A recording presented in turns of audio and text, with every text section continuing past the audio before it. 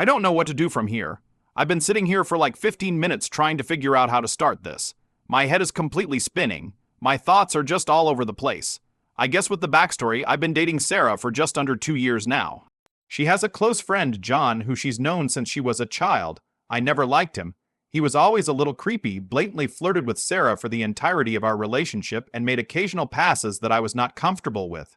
So cut to like 2 weeks back, Sarah and I were invited to a gathering party by a mule friend. I had a workshop for work that night, so I couldn't attend. And with current circumstances, I was never going to be ever inclined to go anyways. I didn't want Sarah to go either, but she was very adamant, and I guess I just didn't want an argument, so I said fine. We ended up running into John later that day, and he mentioned the same party and asked us if we had been invited as well. My girlfriend told him she was going, but I wasn't. And he got this weird smile on his face and said something along the lines of, "If you're going, I guess I have to go." Just something about his smile and the way he said it really rubbed me the wrong way. Plus, I didn't want to be possessive, but the idea of the both of them together all night at a party did not sit with me well. After we got back to our apartment, I told her a bit more firmly this time that I'm not comfortable with her going to the party, especially with him there. She told me I was overreacting and shut down the conversation at that. I'm sure most of you can figure out where this is going. I went to the workshop and she went to the party. It got to be like 2 a.m. and she hadn't gotten home, nor was answering my calls. Naturally, I was incredibly worried. About an hour later, one of her friends called me and told me she was found unconscious at the party and driven to the hospital. She was raped by John.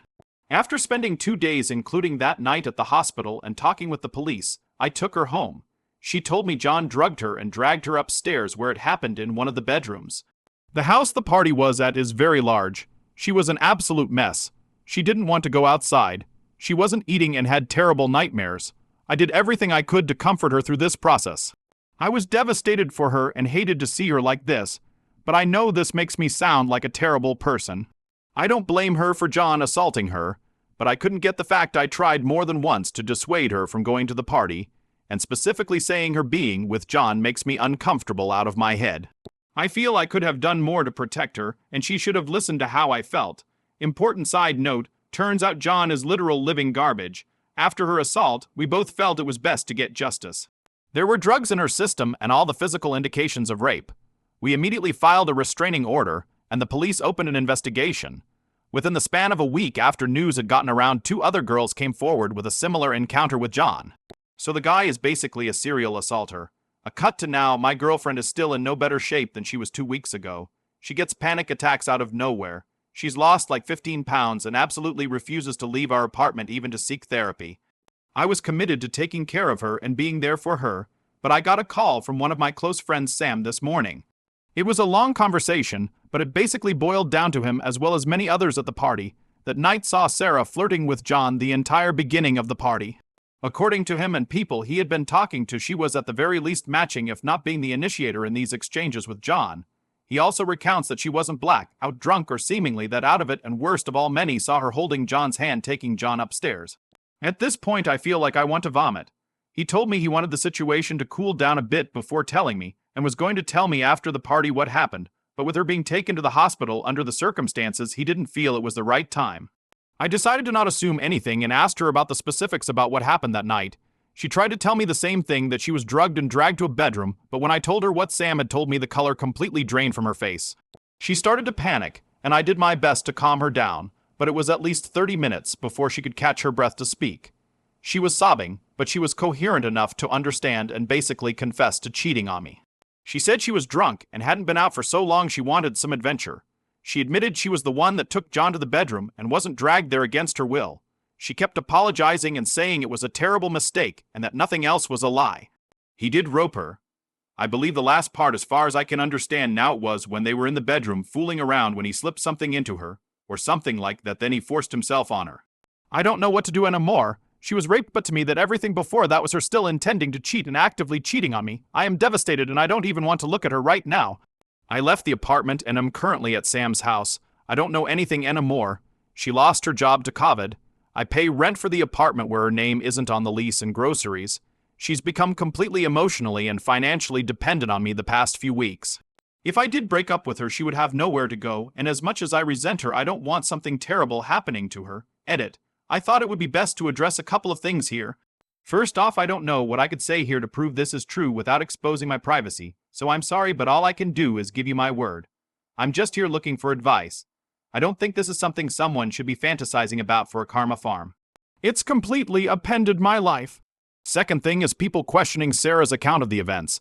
I didn't include every detail because I'm just trying to get my thoughts out, but her story matches the other two women who came forward in terms of the pattern of John's behavior. The two other women were also initially in a consensual environment before he drugged them and assaulted them. From what they've said and posted, a large part of the reason they didn't come forward was because it started as consensual and they thought that would make them not be believed. I also didn't want to get too graphic, but the nature of Sarah's assault was very violent and not something anybody would consent to, so that may be why he drugs them first as well. She had and still has traces of large bruises around her neck and other parts of her body, as well as scratches and gashes. I don't really doubt that she was indeed assaulted. The drug found in her system was ketamine. While Sarah did enjoy partying, she never did anything harder than weed. Third, Sarah has been living abroad for school since starting college. Her parents have been made aware of the situation, but coming from a very religious background, while concerned for her well-being, aren't exactly being supportive, nor have put in the effort to come see her. She never had many close friends for as long as I've known her other than John. I don't know where she would go if I told her she can't stay at my apartment. Update. Oh boy. I wish I could say things have gotten more clear in the past week, but honestly it's been a total cluster and it's only gotten worse. I spent a few days at Sam's reaching out to friends trying to get a clear picture of what happened that night before going back to talk to Sarah. I got told the same story multiple times, that she was the one who started flirting with John and led him upstairs. I should say right now, in my first conversation with Sarah confronting her, she didn't explicitly say she had intended to sleep with him that night, she just confirmed she took him upstairs. She was basically having panic attacks throughout the entire conversation, so I had a hard time pushing for clarity. So by this point in my heart, I was trying to find any excuse at all for her to save our relationship, but my mind was telling me that the relationship was over, at least for the time being. But as many of you commented, despite my obvious grief in losing a 2-year relationship, I decided I'd be willing to let her stay in my apartment again, rent-free to at least the end of October, to sort out other living arrangements and support. I called her about 3 days after staying at Sam's and told her I'm willing to listen to her side of the story, but I need the complete truth about everything, and she agreed, so I went back to my apartment later that evening. We sat down and I asked her about what really happened that night. She started crying right away, but not panicking, and told she had to tell me something about herself. Sarah has always been into the partying scene more than me. I've never really been comfortable around drugs and that environment in general, but I went with her anyways about once a month or so. Her, on the other hand, would have a girls' night out and parties pretty much every weekend. Right at the beginning of our relationship, I told her I'm not really comfortable being with someone that is involved with hard drug use. My brother has a history of addiction, and I've seen what it can do to somebody and the people around them. She told me that's fine since she only drinks and smokes weed occasionally. Well, it turns out for about a year now she started doing harder drugs at parties when I'm not there, and her girls' nights were often just her and some from our social circle. John included going to a friend's apartment to do shrooms. I was shocked to say the least, and I didn't even know what to think in that moment. I just tried to ask her more about what happened on the night she was assaulted, and if she was intending on cheating on me that night. She comes clean and tells me she did lead John upstairs, but swears she wasn't trying to sleep with him but wanted drugs. He told her it was cocaine, but obviously it was not, since only fentanyl and alcohol showed up in her system at the hospital. She told me he immediately started coming on to her, but she tried to fight him off, but eventually she was too drugged out to fight back.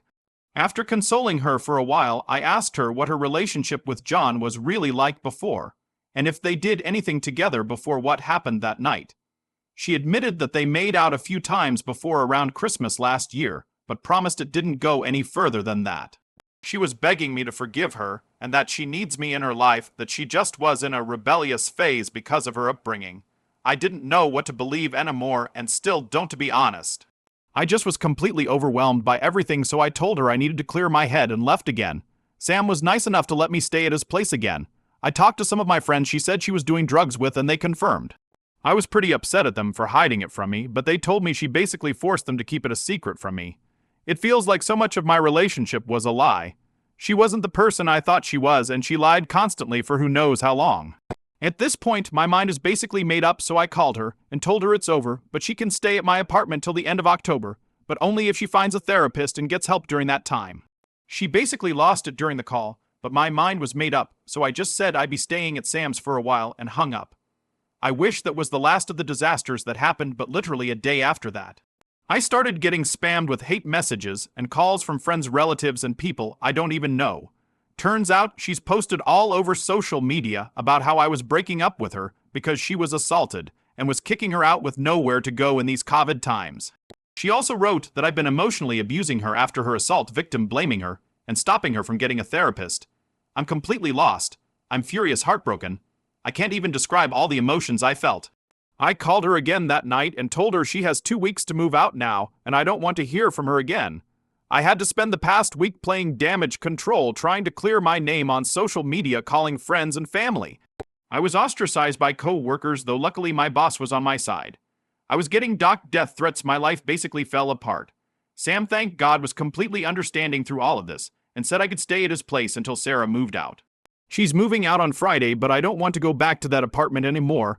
I've had to cut out friends. My reputation is now in the garbage. I lost the first and only person I've ever loved. I don't know anymore. I lucky want to die, but I'll find a therapist sooner or later. I just feel numb to everything. I don't even know if I'm right or wrong in this situation anymore. Edit. Someone's comment made me realize she was still lying to me the second time I talked to her. She changed her story about what she was drugged with, and I didn't even realize. I was not told by the hospital what she had in her system, and I'm not very knowledgeable on drugs in general. All that information I had came from Sarah. I don't even know if she was drugged against her will at all at this point. God, I'm doubting everything now. This is not the person I thought she was. I don't even care. She's out of my life now.